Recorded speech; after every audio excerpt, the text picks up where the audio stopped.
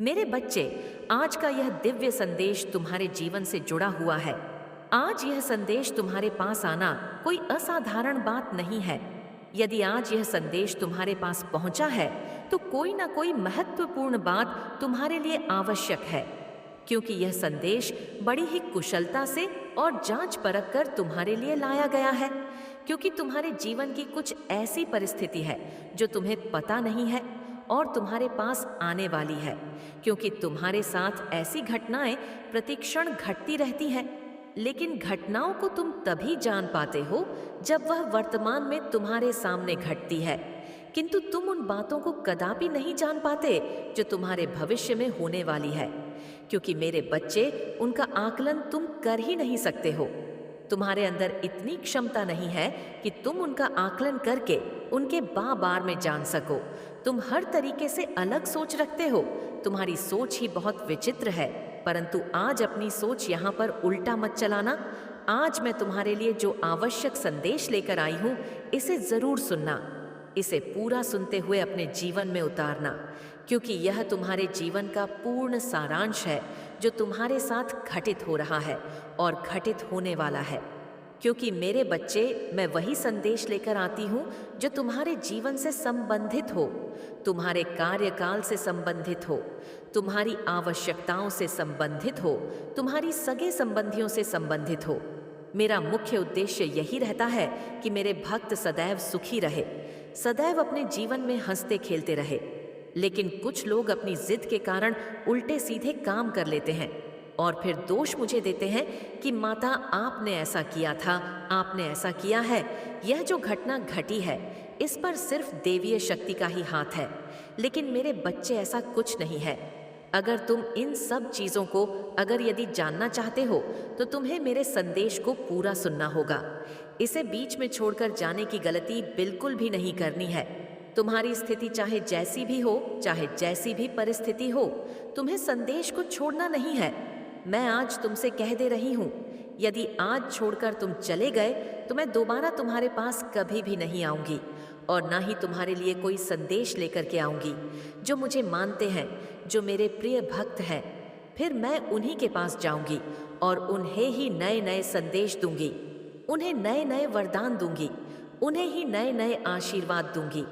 मेरे बच्चे, तुम्हारे शत्रुओं के घर में खलबली मची हुई है और पूरे घर में इस प्रकार की खलबली मची हुई है कि उन्हें समझ नहीं आ रहा है कि वह क्या करे। ऐसा उनके जीवन में कभी भी नहीं हुआ है जैसा आज उनके साथ हो रहा है। मेरे बच्चे, यदि तुम इसके बारे में पूर्ण घटना जानना चाहते हो, तो सबसे पहले तुम्हें इस दिव्य संदेश को प्रारंभ करने से पहले मेरे संदेश को लाइक करके चैनल को सब्सक्राइब अवश्य कर लेना है।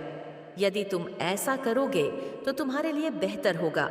और हमारे चैनल को सब्सक्राइब करके कमेंट में जय हो, माता रानी अवश्य लिख दीजिए। जितनी जल्दी तुम मेरा नाम लिखोगे, उतनी ही जल्दी मेरी दिव्य कृपा तुम्हारे ऊपर और तुम्हारे परिवार के ऊपर होने लगेगी और तुम्हारे सभी दुख दर्द गायब हो जाएंगे। क्योंकि यह जो संदेश है, यह सिर्फ तुम्हारे लिए है और यह जो कृपा है और यह जो शक्ति है, सिर्फ तुम्हारे लिए है, क्योंकि तुम ही इसके असली हकदार हो और इसके सिवाय कोई नहीं है। तुम्हारे जैसा मुझे व्यक्ति दिखा ही नहीं और ना ही तुम जैसा व्यक्ति मुझे मिला है। मेरे बच्चे, मैं यही सोचती रहती हूँ कि इस संसार में सिर्फ मुझे एक ही प्राणी मिला है जो इतना मुझे प्रेम करता है और मुझ पर विश्वास करता है, मेरी पूजा पाठ करता है। मुझे बहुत ही अच्छा लग रहा है। तुम्हारी इस प्रकार की सभ्यता से, तुम्हारे इस प्रकार के आचरण से मुझे बहुत ही आनंद हो रहा है। मैं इतनी ज्यादा प्रसन्न हूँ कि मैं तुमसे बात नहीं सकती हूँ। मेरे बच्चे, तुम्हारे शत्रुओं के घर में खलबली मची हुई है। तुम्हारा शत्रु जो तुम्हारे लिए गड्ढे खोद रहे थे, वह स्वयं के लिए ही गड्ढा खोद गया है। जो तुम्हें मारना चाहते थे और जो तुम्हें पी पहुंचाना चाहते थे, उन सब का सर्वनाश हो रहा है। उनकी स्थिति बहुत ज्यादा खराब हो गई है, क्योंकि उन्होंने तुम्हारे साथ बहुत गलत किया, इतना गलत किया कि कोई कर ही नहीं सकता है। परंतु तुमने सहन भी बहुत किया है। उनके सभी गलत विचारों को, उनके सभी गलत कर्तव्यों को तुमने भली भांति सहा है। तुमने यह ध्यान नहीं दिया है कि मेरे शत्रु मेरे पीछे पड़कर क्या कर रहे हैं। तुमने सिर्फ अपने लक्ष्य, अपने कार्य पर ध्यान दिया है। मेरे बच्चे, तुम बहुत ही सरल स्वभाव के व्यक्ति हो, इसलिए तुम्हारा शत्रु तुम्हें बहुत परेशान करता है और तुम्हारे लिए उल्टे सीधे शब्द बोलता है। फिर भी तुम उसकी बातों पर ध्यान नहीं दिए हो और ना ही उसकी बातों पर अमल किए हो। तुमने यह नहीं सोचा है कि यह मेरे लिए क्या बोल रहा है, मेरे लिए बुरा बोल रहा है कि मेरे लिए भला बोल रहा है। तुम बुरा भला ना सोचते हुए अपने जीवन में सदैव कार्यरत रहे हो, जो तुम्हारे जीत की सबसे बड़ी कुंजी है, इसलिए तो वह तुम्हारे पास है। मेरे बच्चे, तुमने अपनी जीत को अपना स्वप्न समझ लिया था, अपनी जीत को अपना परम उद्देश्य समझ लिया था, इसलिए तुम्हें हर चीज में, हर कार्य में जीत मिलती है।